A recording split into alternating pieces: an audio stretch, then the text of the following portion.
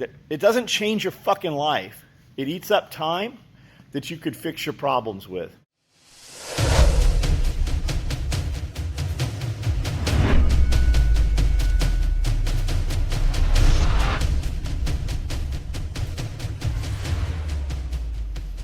Identify the problem, be part of the solution.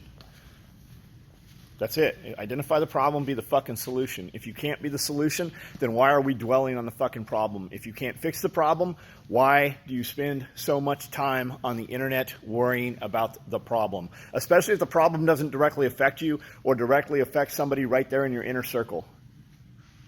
That's because that's your fucking excuse. That's what you're using to not fucking go forward. Is your business failing? Do you not have fucking money? Can you not go do the shit you want to do? Then why the fuck are you on the internet talking about some shit that doesn't fucking involve you? Let's say the presidents, for instance.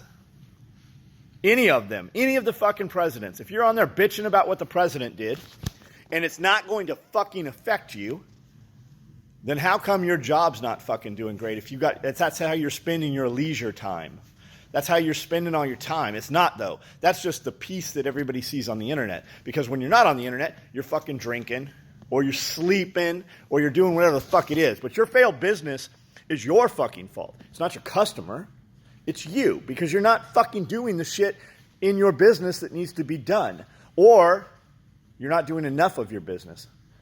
If there's people complaining about your product fucking failing, if there's people complaining about not getting your product, if there's people saying that the people you have hired to represent your product within your company are fucking assholes, well then how do you have time to be bitching on the internet about Iran or the president or the last fucking 3 presidents or anything? What you need to fucking ask yourself is, while they're doing these things, what are you not having your eyes on? What the fuck is going on while they're bombing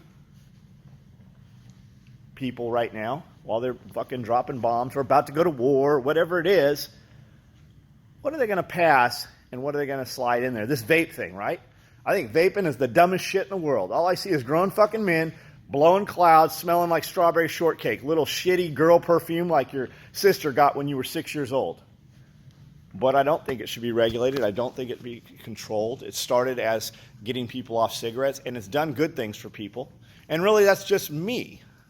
It doesn't directly affect me because I don't let grown fucking men who vape anywhere in my inner circle. You don't see any of those fucking high performers fucking vaping, walking around. Most people, it's little kids, right? Okay? Who passed that shit? If you really dig through it, probably the cigarette companies passed it. They raised the age to 21. But it's the vape shit. And they fucking regulated that shit overnight, but we can't fucking solve the opioid crisis. We're working on Vicodin, we're working on the fucking pills, we're working on all the shit that's fucking crashed society. We're trying, but we can fucking lock vape down overnight. We can lock the cigarette sales. The system updated. Kids are still going to get that shit. How did they pass that? They passed it in the defense spending budget. What does that have to do with defense spending? While they're dropping bombs and we're fucking around with Iran, what you better ask is what else are they doing that they're not showing you?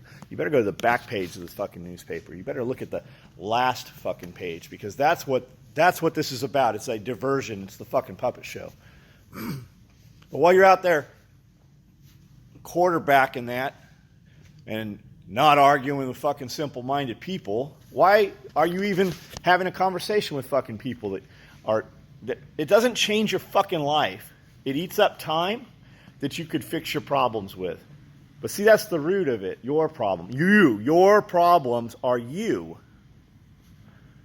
If you identify the problem, come with a solution. Otherwise, keep your fucking mouth shut unless you're coming up with a solution.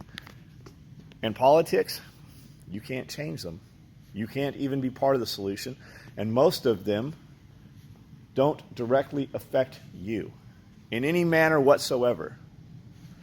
So you're just wasting time that you could be used. You could be using your time to better your life, better the lives of the people immediately around you, better the lives of your employee, and stop fucking boo-hooing about shit. You caused your fucking problems by worrying about shit that you can't control. Those are just your excuses. Those are your excuses for lack of fucking movement. That's it. Do the fucking work. do whatever it takes. If you're talking about a problem, you better have a solution. Otherwise, identify a fucking immediate problem that you can be the solution for. Use your time. That's it. Turn the fucking television off. Turn the fucking internet off. If you're not selling something on there, if you're not learning something on there, stay the fuck out of it. You got time. I don't have time. My day. God, shit, motherfucker, my day.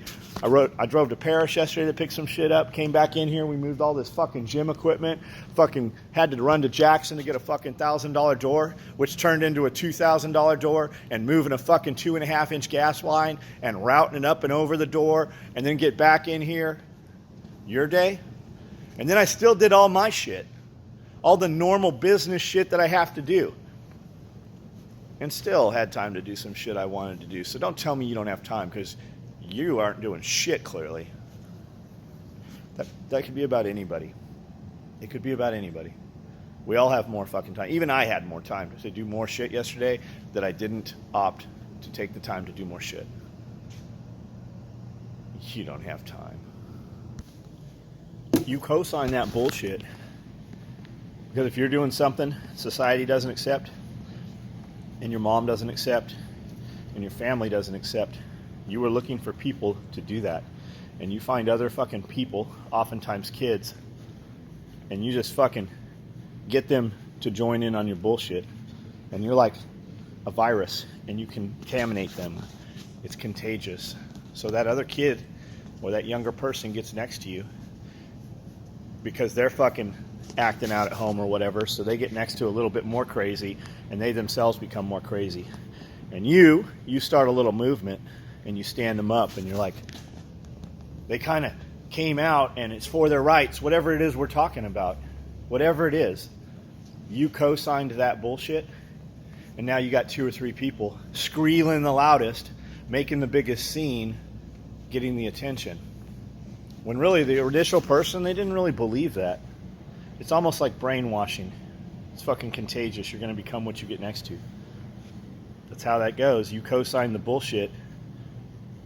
You weren't worried about helping them. You were worried about more people being fucked up like you. And that goes everywhere. You could apply that to fucking anything. I'm sick. I can't work. I have a mental condition. I have a dysphoria, whatever the fuck it is you have. Keep that bullshit up, you lazy motherfuckers. Some people really are sick.